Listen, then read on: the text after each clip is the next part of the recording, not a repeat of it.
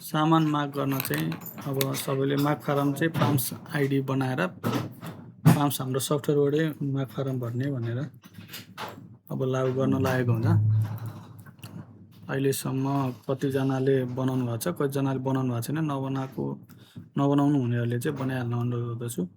पाम्सबाट माग फारम भर्न चाहिँ पहिला हाम्रो यो कुनै एउटा फायरबक्सहरू खोलेर त्यसमा PMS पाम्स V2 भनेर सर्च गर्नु भने यहाँ के आउँछ भने fcgo.gov.np को यो न्यू pamps.fcgo.gov.np वाला यो पाम्स V2 यो खोल्नु होला।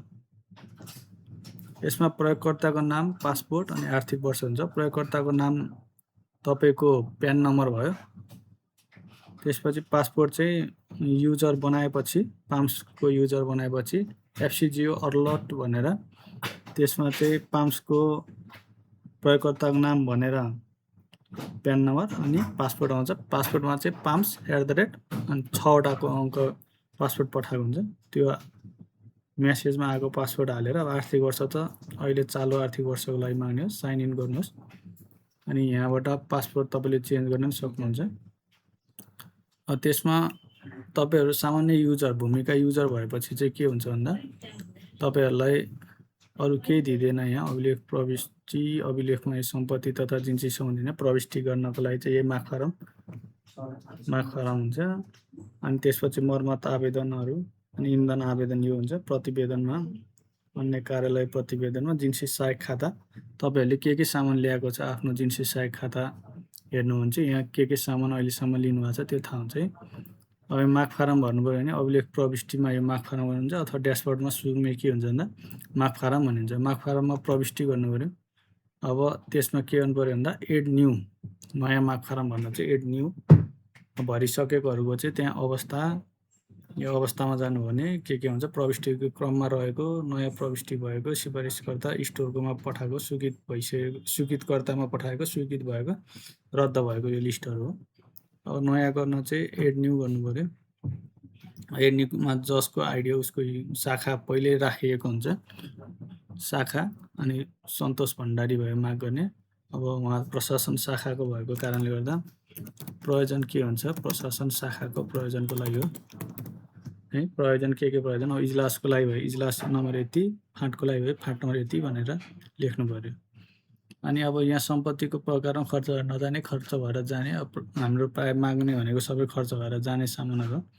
त्यसमा यो समूह कुन समूहमा कुन सामान छ थाहा पाउन गाह्रो हुन्छ। त्यो एउटा डाइरेक्ट कि ओ यहाँ चाहिँ सर्चमा जानु भने यहाँ सर्चमा बाट तपाईँले एकैचोटि सर्च गर्न सक्नुहुन्छ है। के सामान चाहिन्छ, जस्तो नेपाली कागज चाहियो भने नेपाली कागज, नेपाल मात्र हान्नु, किवर्ड केही नेपाल हान्नु भने नेपाली कागज। अब हेर्नु नेपालमा त के भन्छ, कैठेका लगत किताब नेपाली कागज A4 साइज नेपाली झन्डा छ। हाम्रो चाहिँ नेपाली कागज भयो।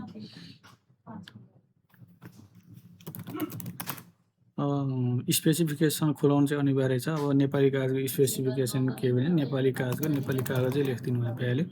परिणाम कतिवटा भन्दा एउटा, एकै रिममा छ, एक रिम।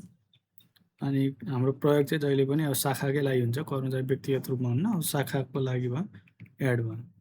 त्यस्तै फोटोकपी पेपर चाहियो भने फोटोकपी यो सर्चमा गएपछि यहाँ सर्च गर्ने सबै पुरै फोटोकपी पेपर हान्नु परेन, पेपर मात्र हान्नु भने के छ, फोटोकपीको पेपर छ कि कागज छ, कागज हान्ने। अब हाम्रो चाहिँ फोटोकपी पेपरलाई कम्प्युटर पेपर भनेर यहाँ इन्ट्री छ, कम्प्युटर पेपरमा जानु भने अब स्पेसिफिकेसनमा फोटोकपी कागज, परिणाममा एकै रिम, प्रयोग शाखा। त्यस्तै डट पेन चाहियो भने अब डट पेन पुरै हान्नु, पेन मात्र हान्नु भने के हुन्छ त्यो pencil, ball pen, pen drive. यो बल पेन भन्ने चाहिँ छैन है। पेन ड्राइभ, मोनोसाइन pen, pen drive, gel pen, pen, mug, dot pen refill, pilot pen के छ नि त यी सबै पेन लेखेको चाहिँ यहाँ आइपुग्छ। त्यही भएर अब यहाँ चाहिँ अब हामीले के हान्नु पऱ्यो, सुरुमा हान्दा डट पेनै हान्नु भने चाहिँ डट पेनको मात्र आउने हो। पेन हान्दा चाहिँ डट पेन पनि आउँछ, आउन चाहिँ यहाँ तर धेरै लिस्ट आयो नि त। केही कुरा थाहा भएन भने चाहिँ के इन्ट्री छ भन्ने कुरा थाहा भएन भने चाहिँ यस्तो किवर्ड हानेर खोज्न नि सकिन्छ। डट पेन भने चाहिँ डट पेन रिफिल र डट पेन डट पेन हान्नु पर्यो।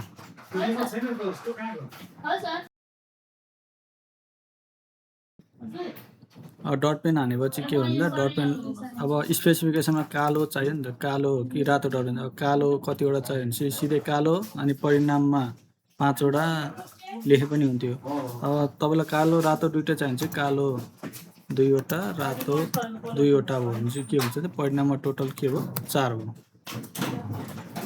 4 भयो, शाखा एड भयो।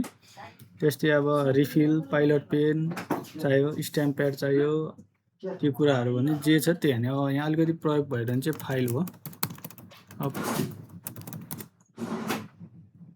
फाइल भनेर सर्च चाहिँ फाइल तुना, index file, ring file, file box, यो अभिलेखको फाइल बक्स भयो, यो फाइल भयो।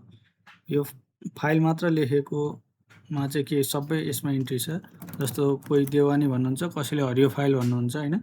देवानी फाइल 10 वटा, फौजदारी फाइल भने रातो फाइल 10 वटा, निरन्तर सुनवाई भने त्यो पुरै हरियो फाइलवाला सुनवाई 10 वटा। अनि अर्को के फाइल हुन्छ भन्दा मेलमिलाप शाखाको मेलमिलाप फाइल 10 वटा हुन्छ नि। सबै फाइलमा इन्ट्री छ है। यो देवानी फाइल, फौजदारी फाइल, निरन्तर सुनवाई फाइल र मेलमिलाप फाइल चाहिँ। अब त्यसमा टोटल कति भयो 10 10 भनेपछि टोटल 40 वटा भयो। 40 वटा एकाइमा के भयो पृष्ठान, प्रयोग, शाखा अनि एड भयो। अब त्यस्तै फाइल भएपछि फाइलको तुना भने कोही फाइल फित्ता भन्नुहुन्छ। अब तुना भने यहाँ चाहिँ फाइल तुना भनेर हाम्रो इन्ट्री छ। फाइल तुनाको एकाइमा के छ भन्दा मुठा छ।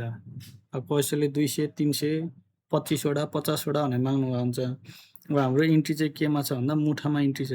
अब मुठामा इन्ट्री भएपछि कुन हुँदा हाम्रो स्पेसिफिकेसनमा फाइल तुना अब कालो लेख्दै भइहाल्यो, कालो तुना हो।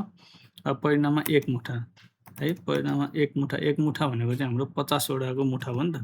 अब कैफियतमा 50 पिस 50 वटा, 1 मुठा भनेको 50 वटा हुन्छ है।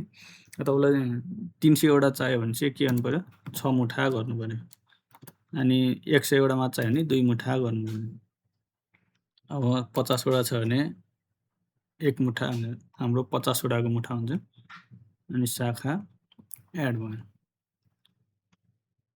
त्यस्तै गरेर मार्कर, साइन पेन, अब त्यो सबै सर्च गरेर स्पेसिफिकेसनमा कालो रातो फुलाउन सक्नुहुन्छ। अनि इजलासतिर हाम्रो प्रयोग हुने रजिस्टर, फाँटतिर नि प्रयोग हुन्छ रजिस्टर। रजिस्टर भनेको चाहिँ हाम्रो इजलासमा टिपट कपी माग्छौँ नि त, टिपट कपी भनेर चाहिँ इन्ट्री छैन यहाँ। रजिस्टर भनेर इन्ट्री छ, रजिस्टर। अब टिपट कपीको लागि हामी प्रायः 6 नम्बर रजिस्टर प्रयोग गर्छौँ। 6 नम्बर रजिस्टर, 6 नम्बर रजिस्टर एउटा। अब फाँटलाई चाहिने 6 number register, 3 number register, 10 number register, कति नम्बरको रजिस्टर चाहिन्छ त्यही यहाँ स्पेसिफिकेसनमा खुलाइ भएको सबै त्यही रजिस्टर एउटैमा इन्ट्री हुन्छ है। अनि एड। अब यो सबै भएपछि चाहिँ अब यो माग्ने सामान सब इन्ट्री गरेपछि हामी के गर्छौँ सेभ अल गर्छौँ। के तपाईँ सुरक्षित गर्न चाहनुहुन्छ? यस है, सेभ भयो। यो सेभ भएपछि अझै थप्नुपर्ने सामान केही छुट्या रहेछ भने पनि हामी यहाँ के गर्न सक्छौँ एडिट चाहिँ फेरि गर्न सक्छौँ है। यहाँ फेरि थप्न सक्छौँ, एडिट गर्न सक्छौँ। एडिट गर्न अब यहाँ डिलिट गर्न पनि सकिहालिन्छ। अनि अब के गर्नु पर्यो भने चाहिँ सेभ भएपछि चाहिँ फरवार्ड गर्नु पर्यो। फरवार्ड गर्नु पर्यो। प्राप्तिकर्ता भूमिका सिफारिसकर्ता कोही पनि छैन, स्टोर हो। प्राप्तिकर्ता स्टोर, जिल्ला अदालत काठमाडौँ मुख्य स्टोर। त्यसमा भण्डार शाखा, भण्डार शाखामा जो हुन्छ उसको नाम हुन्छ यहाँ जीवन ज्योति भण्डारी।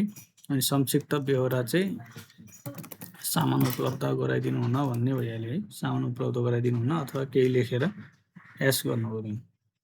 अब यो चाहिँ के हो भन्दा स्टोरमा गयो। स्टोरमा गएपछि चाहिँ स्टोरबाट फेरि सामान छ कि छैन हेरेर कुन सामान छ त्यो अनुसारको हामीले श्रेष्ठदार सरकोमा भनौँ न कार्यालय प्रमुखकोमा फरवार्ड गरेपछि, स्वीकृतकर्ताकोमा फरवार्ड गरेपछि स्वीकृतकर्ताले अब त्यसमा सङ्ख्याहरू घटाएर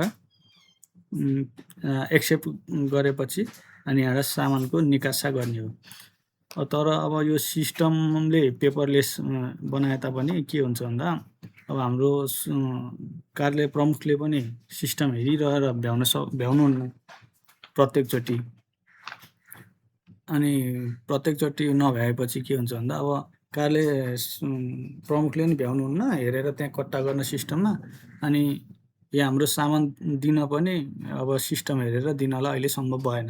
त्यो कारणले गर्दा चाहिँ के गर्नु पर्यो भन्दा अब यो तपाईँको माग खराब नम्बर यहाँ देखा हुन्छ 2411 है। अहिलेसम्म 2400वटा माग खराब भइसक्यो यो आर्थिक वर्षमा। अनि यो त्यसपछि प्रिभ्यू गर्नु पर्यो। अनि प्रिभ्यू गरेर यहाँ आउँछ अब यो सामानको परिणाम, यो माग गर्ने सन्तोष भण्डारी खरिदार 3/26 गतेको मिति भयो। अब यहाँ मिति यहाँ पनि छ, माग खराब नम्बर यो भयो। अनि के गर्ने, यसलाई प्रिन्ट गर्नु पर्यो। प्रिभ्यू गरेर प्रिन्ट गरेर चाहिँ सेखदार सरकोमा ल्याएर अनि यहाँ स्वीकृत गराउनु पर्ने हुन्छ। त्यसपछि यहाँ सामान दिन्छ। अनि यहाँ कट्टा भएको सामान चाहिँ पछि सिस्टम अब माग फारमबाट निकासा गर्ने बेला अथवा माग फारम फेरि यहाँ सेखदार सरकोमा पठाएर स्वीकृत गर्नुपर्ने हुन्छ नि। त्यो बेला जति कट्टा भएको छ त्यति मात्र इन्ट्री गरेर स्वीकृत गर्ने चाहिँ यता पछि सिस्टमबाट काम हुन्छ। यो चाहिँ प्रिन्ट गरेर म्यानुअली नै ल्याउनु पर्ने हुन्छ अहिलेको लागि है। हस्, धन्यवाद। सबैले पाम्स आइडी जसले बनाउनु भएको छैन बनाउनु हुन अनुरोध गर्दछु।